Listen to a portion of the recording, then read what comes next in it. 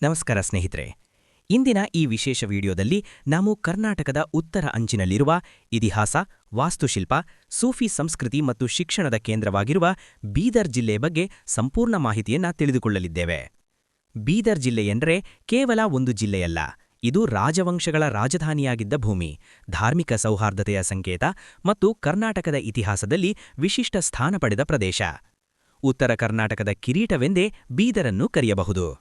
ಬೀದರ್ ಜಿಲ್ಲೆ ಕರ್ನಾಟಕದ ಅತಿ ಉತ್ತರ ಭಾಗದಲ್ಲಿದ್ದು, ಉತ್ತರದಲ್ಲಿ ಮಹಾರಾಷ್ಟ್ರ, ಪೂರ್ವದಲ್ಲಿ ತೆಲಂಗಾಣ, ದಕ್ಷಿಣದಲ್ಲಿ ಕಲಬುರಗಿ ಜಿಲ್ಲೆ ಮತ್ತು ಪಶ್ಚಿಮದಲ್ಲಿ ಮಹಾರಾಷ್ಟ್ರದ ಭಾಗವನ್ನು ಹೊಂದಿದೆ. ಭೌಗೋಳಿಕವಾಗಿ ಇದು ಡೆಕ್ಕನ್ ಪೀಠಭೂಮಿಯ ಭಾಗವಾಗಿದ್ದು, ಇತರೆ ಉತ್ತರ ಕರ್ನಾಟಕ ಜಿಲ್ಲೆಗಳಿಗಿಂತ ಸ್ವಲ್ಪ ಹೆಚ್ಚು ಎತ್ತರದಲ್ಲಿದೆ. ಇದರಿಂದ ಬೀದರ್ನ ಹವಾಮಾನ ತುಸು ತಂಪಾಗಿರುವುದು ವಿಶೇಷ.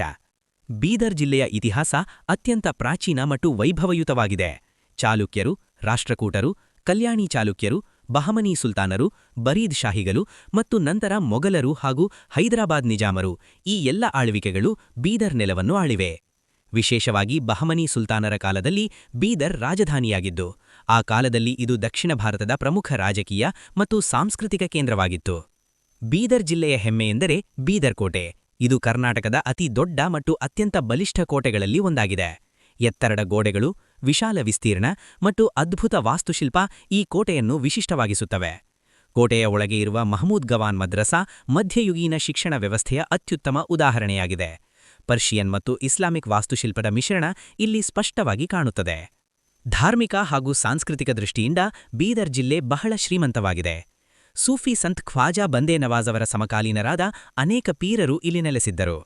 ಖ್ವಾಜಾ ಅಬುಲ್ ಫಜಲ್ ದರ್ಗಾ, ಸಯ್ಯದ್ ಶಾಹಿ ದರ್ಗಾಗಳು ಮತ್ತು ಹಿಂದೂ ಧರ್ಮದ ಅನೇಕ ಪುರಾತನ ದೇವಸ್ಥಾನಗಳು ಇಲ್ಲಿ ಸೌಹಾರ್ದತೆಯ ಸಂದೇಶವನ್ನು ಸಾರುತ್ತವೆ. ಬೀದರ್ ಜಿಲ್ಲೆ ಕರ್ನಾಟಕದಲ್ಲಿ ವಿಶೇಷ ಸ್ಥಾನ ಪಡೆದಿರುವುದು ಬೀದ್ರಿ ಕಲೆಯ ಕಾರಣದಿಂದ. ಬೀದ್ರಿ ವಾಸ್ತುಶಿಲ್ಪ, ಬೆಳ್ಳಿ ಮತ್ತು ತಾಮ್ರದ ಅಲಂಕಾರಗಳೊಂದಿಗೆ ತಯಾರಾಗುವ ಕೈಗಾರಿಕಾ ಕಲೆ ವಿಶ್ವಾದ್ಯಂತ ಬೀದರ್ಗೆ ಹೆಸರನ್ನು ತಂದಿದೆ. ಇದು ಇಲ್ಲಿನ ಕಲಾವಿದರ ಕೈಚಳಕ ಮತ್ತು ಸಾಂಸ್ಕೃತಿಕ ಪರಂಪರೆಯ ಪ್ರತೀಕವಾಗಿದೆ. ಕೃಷಿಯು ಬೀದರ್ ಜಿಲ್ಲೆಯ ಪ್ರಮುಖ ವೃತ್ತಿಯಾಗಿದೆ. ಇಲ್ಲಿ ಕಪ್ಪು ಮತ್ತು ಕೆಂಪು ಮಣ್ಣು ಹೆಚ್ಚಾಗಿ ದೊರೆಯುತ್ತದೆ. ಜೋಳ, ತೊಗರಿ, ಸೋಯಾಬೀನ್, ಗೋಧಿ ಮತ್ತು ಕಡಲೆ ಮುಖ್ಯ ಬೆಳೆಗಳು. ಜೊತೆಗೆ ಬೀದರ್ ಜಿಲ್ಲೆಯನ್ನು ಕರ್ನಾಟಕದ ದಾಳಿಂಬೆ ಪ್ರದೇಶ ಎಂದು ಕರೆಯಲಾಗುತ್ತದೆ. ಇಲ್ಲಿನ ದಾಳಿಂಬೆ ದೇಶಾದ್ಯಂತ ಪ್ರಸಿದ್ಧವಾಗಿದೆ. ಬೀದರ್ ಜಿಲ್ಲೆಯಲ್ಲಿ ಮಂಜೀರಾ ನದಿ ಪ್ರಮುಖ ನದಿಯಾಗಿದ್ದು, ಇದು ಕೃಷಿಗೆ ಜೀವನಾಡಿಯಂತೆ ಕಾರ್ಯನಿರ್ವಹಿಸುತ್ತದೆ. ಮಂಜೀರಾ ಆಣೆಕಟ್ಟು ಮತ್ತು ನೀರಾವರಿ ಯೋಜನೆಗಳು ಜಿಲ್ಲೆಯ ರೈತರಿಗೆ ಮಹತ್ವದ ಸಹಾಯ ನೀಡಿವೆ. ಆಡಳಿತಾತ್ಮಕವಾಗಿ ಬೀದರ್ ಜಿಲ್ಲೆಯಲ್ಲಿ ಬೀದರ್, ಬಸವಕಲ್ಯಾಣ, ಭಾಲ್ಕಿ, ಔರಾದ್, ಹುಮನಾಬಾದ್ ಸೇರಿದಂತೆ ಹಲವಾರು ತಾಲೂಕುಗಳಿವೆ. ಬಸವಕಲ್ಯಾಣ ವಚನ ಚಳವಳಿಯ ಪ್ರಮುಖ ಕೇಂದ್ರವಾಗಿದ್ದು, ಸಾಮಾಜಿಕ ಸಮಾನತೆ ಮತ್ತು ಬಸವ ತತ್ವಗಳ ಪ್ರಸಾರದಲ್ಲಿ ಮಹತ್ವದ ಪಾತ್ರ ವಹಿಸಿದೆ. ಶಿಕ್ಷಣ ಕ್ಷೇತ್ರದಲ್ಲಿಯೂ ಬೀದರ್ ಜಿಲ್ಲೆ ಗಮನಾರ್ಹವಾಗಿದೆ. ಸರ್ಕಾರಿ ಮತ್ತು ಖಾಸಗಿ ಪದವಿ ಕಾಲೇಜುಗಳು, ವೈದ್ಯಕೀಯ ಕಾಲೇಜು, ನರ್ಸಿಂಗ್ ಮತ್ತು ತಾಂತ್ರಿಕ ಶಿಕ್ಷಣ ಸಂಸ್ಥೆಗಳು ಇಲ್ಲಿವೆ. ಅಲ್ಪಸಂಖ್ಯಾತ ಶಿಕ್ಷಣ ಸಂಸ್ಥೆಗಳು ಇಲ್ಲಿ ಪ್ರಮುಖ ಪಾತ್ರ ವಹಿಸುತ್ತಿವೆ.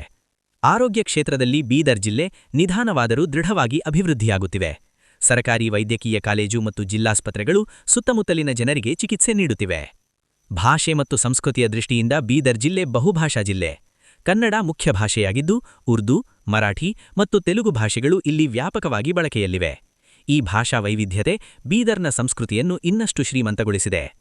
ಸಾರಿಗೆ ಸಂಸ್ಥೆಯಲ್ಲಿ ಬೀದರ್ ಜಿಲ್ಲೆ ಉತ್ತಮ ಸಂಪರ್ಕವನ್ನು ಹೊಂದಿದೆ.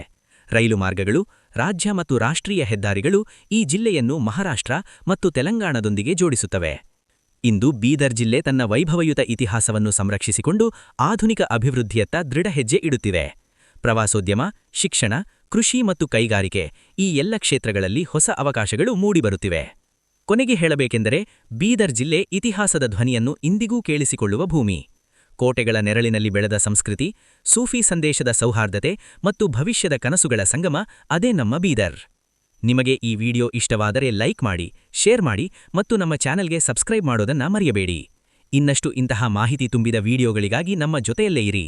ಧನ್ಯವಾದಗಳು ಸ್ನೇಹಿತರೆ.